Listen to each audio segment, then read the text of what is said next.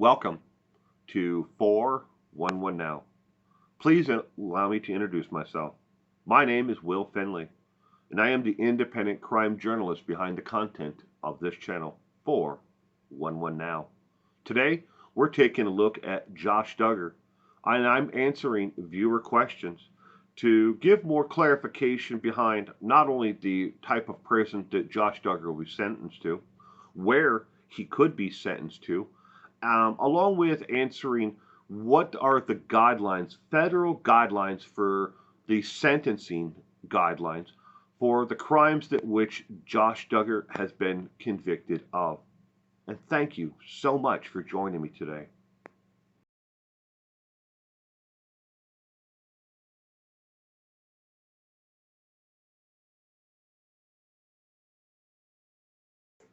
We're going to start off right off the bat talking about the federal standards in sentencing for someone like Josh Duggar, who has been convicted of possession and receiving of child pornography. Now, the federal judge who is sitting on this case, Timothy Leon Brooks, has handled about a dozen, 11 cases total to be exact, 11 cases where someone has come in for him and has been found guilty of possession and distribution, or in some case, of some type of child pornography. He has done 11 cases, and unfortunately he won't be done with them anytime soon. But Timothy Leon Brooks, the sitting judge, has seen more than one case of like this in the past, and he has, on average, across the board, for those who have been sentenced to crimes like Josh, for sentencing for crimes like Josh Duggar, has handed down a sentence of 15 years with 5 years suspended and a $125,000 fine on each charge. Now, that is a pretty steep amount, but it is a deterrent to others to not want to be involved in crimes like this. But 15 years is the average. He has sentenced some to a lot more, and he has sentenced a couple to less than 15 years. But let's talk about the federal minimums now. The federal law and the statutes that are set down that you can look up and Google yourself if you wish, the federal minimum standard sentencing guideline for a possession of child pornography is 5 years and a $25,000 fine. That, ladies and gentlemen, is the minimum on that case. On receiving child pornography, it is again 5 years in federal penitentiary and a $25,000 fine. Put together, that's 10 years, and that is a $50,000 fine. That is the bare minimum under federal statutes that Josh Duggar could be sentenced to. Now, what normally happens is a federal judge will set aside the total guidelines and the fine and everything on one charge and only prosecute and pass down a sentence on the other. But saying that is kind of a misnomer, and where a lot of people are really confused. Well, why would they only sentence him on one charge and not the other one? They do, but they don't. I'll explain. What they do is, in the case of Josh Duggar, is he'll sentence him to, say, 15 years in prison and set aside 5 years, 25 years as a suspended sentence. He has been convicted on the other charge as well. He just suspends the sentence along with the fine for that second one, and says, this charge, I'm going to give you a $125,000 fine, 15 years, 25 years suspended sentence. There's a reason why they do that, though, because it's a really good motivator to make these individuals who are sent to federal prison for these crimes to want to complete their actual sentence and requirements of their sentence. So, again, if he gives him 15 years, he's going to suspend a large portion of it, which is going to hang over Josh's head. If he doesn't complete the program, if he decides not to do the program, all the DA, the federal prosecutor, has to do is come into court and say, this individual, Josh Duggar, is not doing the program. We want to change his suspended sentence to a retroactively add it to his time. So instead, he gets the entire package of all the time in prison. And later on, 10 years down the road, he could decide he'll take part in the diversion program, and then they could say, okay, you do the diversion program, we'll stop, adding years to your prison sentence for you.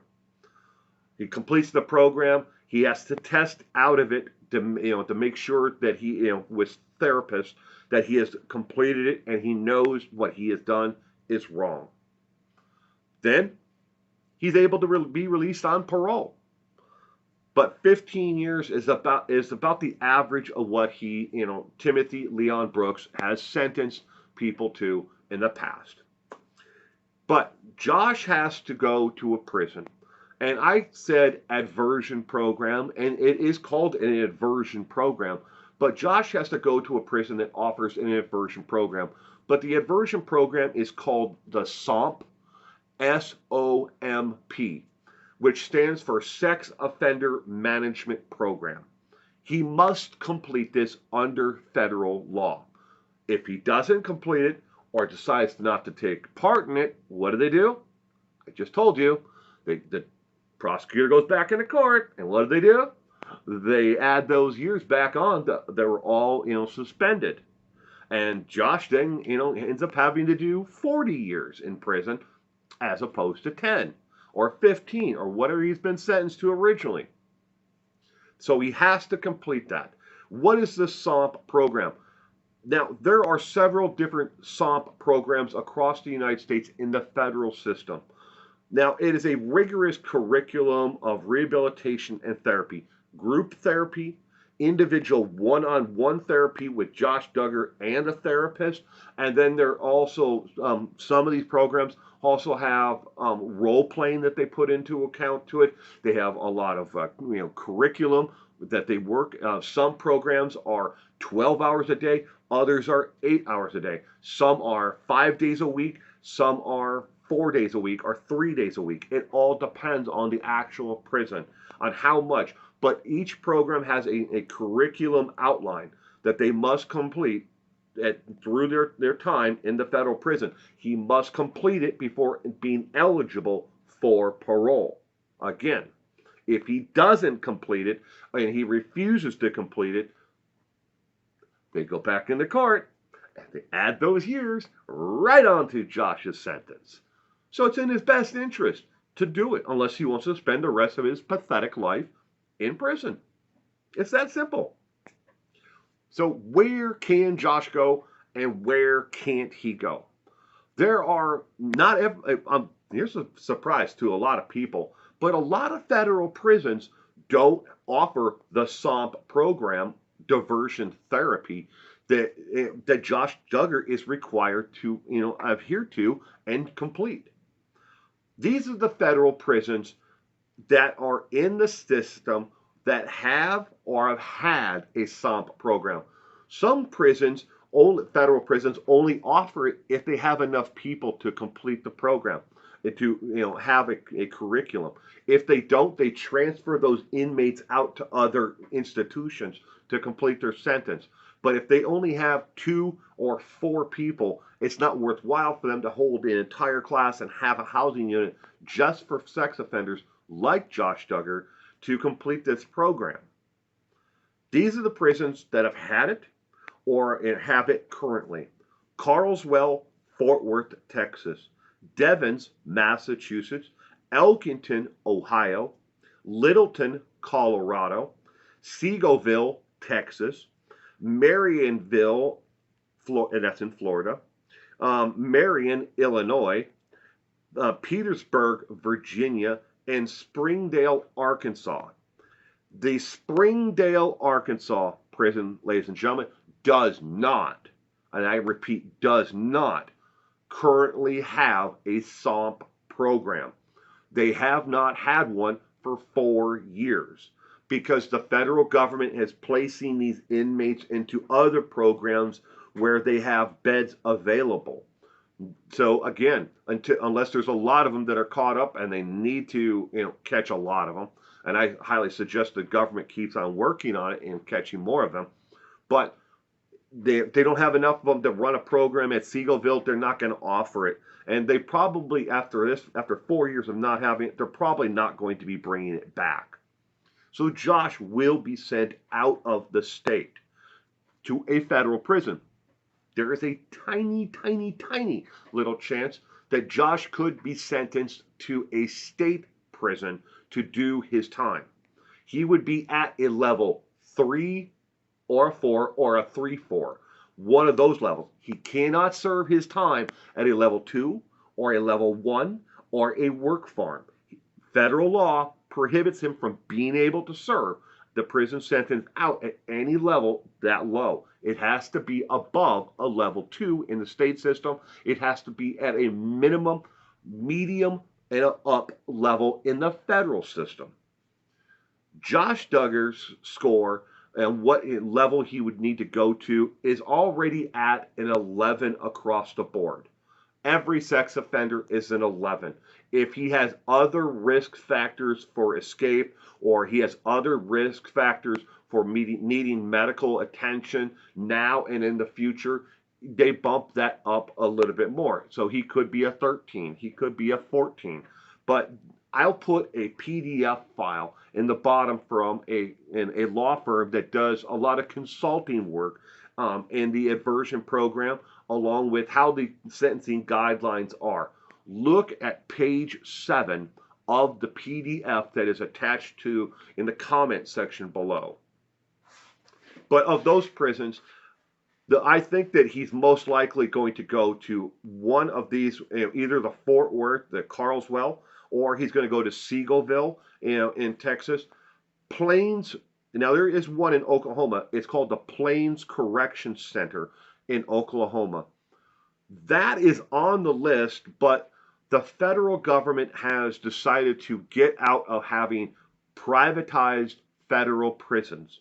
And they're currently working through changing from privatization back into the hands of the federal government running the prison. So he could go there. He may not go there. But it's an outside chance. But it is, Plains Correction Center is a possibility. And a lot of people have asked me about, if he's going to go there, because apparently it's not a very nice prison, and they have a lot of inmate on inmate assaults there. And apparently people would really like to see Josh Duggar get his ass kicked every single day.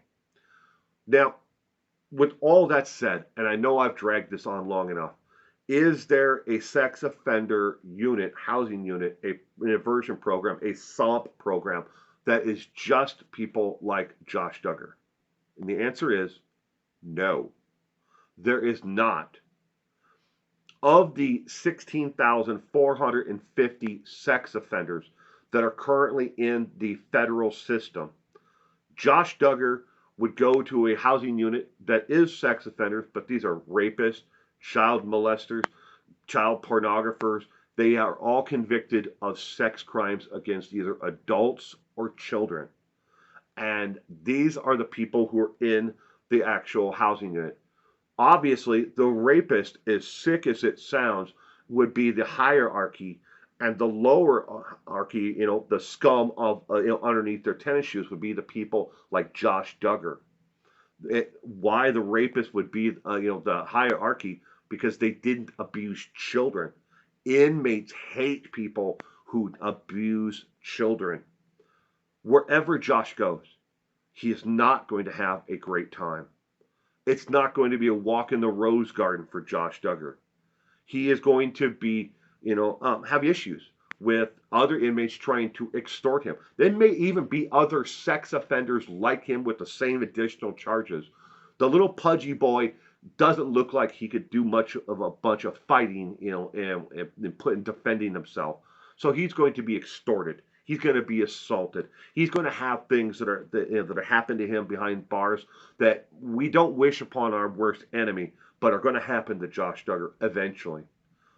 Now, as for Josh Duggar's sentencing, quickly to answer that question, I am aware, and I have been very aware since even before my actual YouTube short on Josh Duggar, that a sentencing date has been set for April 5th. But there is a chance that it may not happen April 5th. But it all depends upon how fast the court is able to work the motions that are about to be filed or eventually be filed by the defense, and then the reply from the prosecutor in the case, and then getting it in front of Timothy Leon Brooks, the judge in this case. So the defense has been granted an extension to the 28th of February to file their motions, on wanting a new trial and having the verdict thrown out. They have until the 28th to file that. The federal government then has 15 days to actually reply to that. So that puts it about the 15th, 17th, somewhere in there. So we have less than a half a month to get it on the docket in front of the judge, Timothy Leon Brooks, to actually have it heard before he actually has a sentencing date set for April 5th. Will it happen? I hope it does. I hope it really does happen, and I hope it happens even sooner. But that's the date that's on the calendar. But these things have to work their way through the system before we can actually have the sentencing. You can't have the sentencing and then answer the motions if he should have a new trial, or if there was a reason why all this other stuff should be thrown out. You can't answer that after you've sent him off. That would then be what they call an appeal, ladies and gentlemen. And an appeal happens after sentencing. These are motions that need to be filed and dealt with before sentencing. So I am aware of the April 5th. I've always been aware of it. It's kind of hard to put that into a 60-second soundbite, YouTube short. But thank you for everybody who reached out. And those also who asked me about Melissa Stinter, I do not and cannot confirm that she is working with his attorneys, Justin Gelfand and Travis Story. I cannot confirm that Melissa Stinter is working with them. And Melissa Stinter is a federal appeals lawyer. She specializes in more homicide cases, but I cannot, and that is her maiden name, Stinter. I don't know what her married name is. So, but Melissa, I cannot confirm if she's working with them or not. That's been a rumor that's been tossed around since Josh Duggar has been convicted of the crime, but I'm still unable to confirm that she is working with them. Again, so that is where we're at in the Josh Duggar case. I hope I've answered every one of your questions. If you have a question and I didn't answer it, please put it in the comment section below. And in the meantime, you have a great day today and a terrific week ahead.